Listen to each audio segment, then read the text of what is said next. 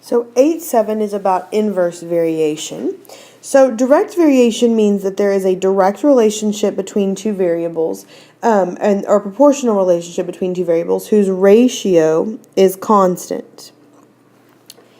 And inverse variation is the opposite of that, is a proportional relationship between two variables whose product is constant. A great example of inverse variation would be area. If you have a rectangle whose area is 100, there's a bunch of different side lengths that you could get that would give you 100. Like you could have 2 and 50. You don't have to write these down, by the way. 2 and 50, or 4 and 25, or 5 and 20. There's a bunch of other options there as well, but that would be an example of inverse variation, because what happens is as these numbers are getting bigger, my other side must get smaller. So these numbers are increasing on the left side, and the numbers on the right have to decrease. So the equations that we can use to represent these direct and inverse variations is that for direct variation, our output is equal to our constant times our input. This should look familiar to you because this is actually like y equals mx. That's another way we could write that. Whereas inverse variation is our output is equal to our constant divided by our input. So the way that direct and inverse variation work is that for direct variation, as the input increases, the output increases. And as the input decreases, the output decreases. And then if you doubled the input, you would double the output as well. And the way this works is that the size of an object changes, but the shape does not. The size of an object changes, but the shape does not. So the opposite of that would be inverse variation. Well, inverse says as the input increases, the output decreases. Or as the input decreases, the output increases. And if you doubled the input, then the output is going to be halved. So instead of multiplying by 2, you're going to be dividing by 2. And this should start to seem familiar to you because you have done inverse variation before. And the way we would describe this is that the shape of an object is going to change, but the size of the object doesn't. The last thing is how the graphs look. And the graph for direct variation is linear, so the graph is a line. But the graph of inverse variation is rational, which means that it's going to be like 1 over x or 2 over x. And so the graph is going to be a curve. So we have some information below. It tells us that for direct variation, our width is 10 and our height is 5. And we're going to be finding some information out. So I'm going to rewrite that down for us at the top of this page because we can't see it. So it told us that, again, our width was 10 and our height was 5. So to find our constant of variation, it tells me that my height equals my constant divided by my width. Well, my height is 5. My constant I'm going to call c. My width is 10. If I wanted to get rid of my width, my 10, I would need to divide both sides by 10. So I would get that my constant equals 5 over 10, which is really just 1/2. Now if I was doing, and that's for direct variation, remember this side, this is direct right here. If I'm doing inverse variation, which is what it asked for this problem, it tells me that my output equals my constant divided by my input. Or in other words, my height equals my constant divided by my width. So that would mean that my 11, my height, equals the constant c divided by my width of 10. So to get rid of that divided by 10, I need to multiply by 10. And 10 times 11 is 110. So that would be my constant of variation.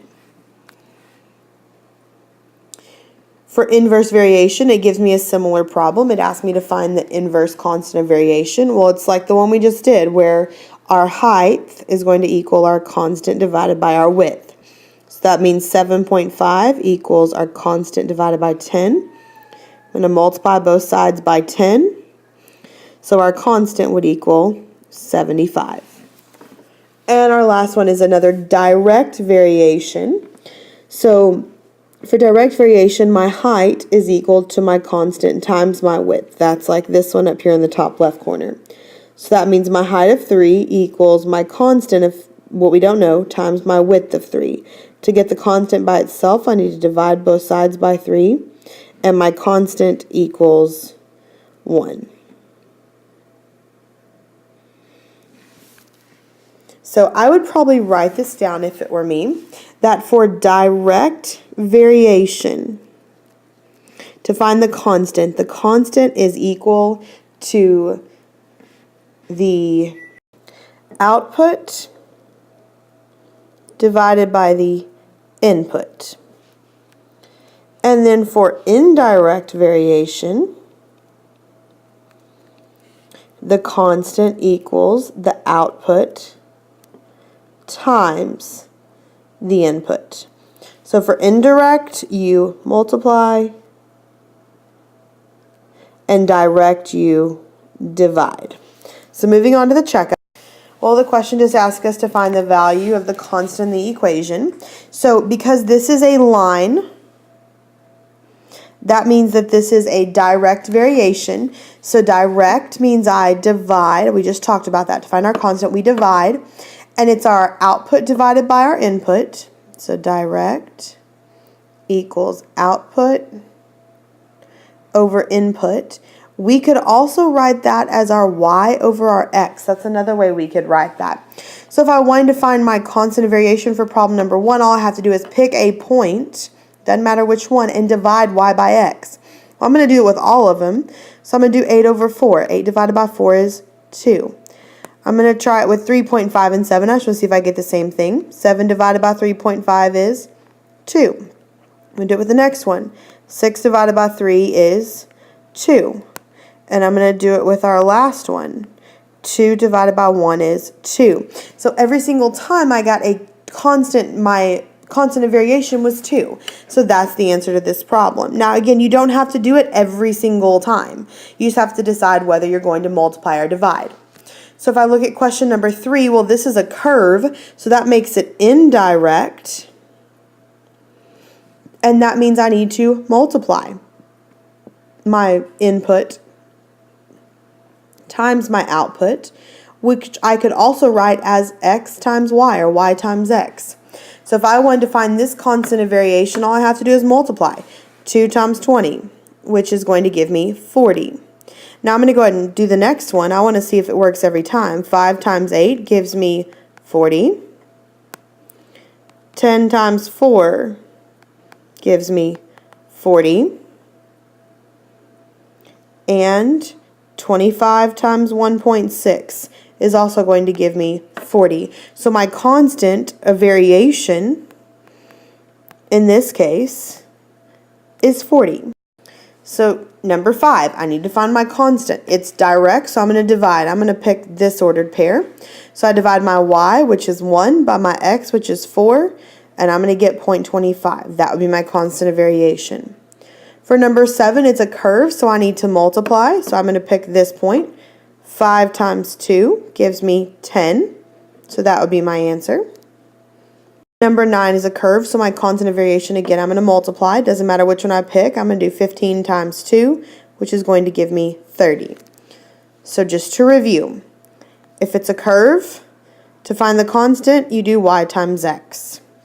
If it's a line, to find the constant, you do y divided by x. This means that it's inverse variation. The line means it's direct variation.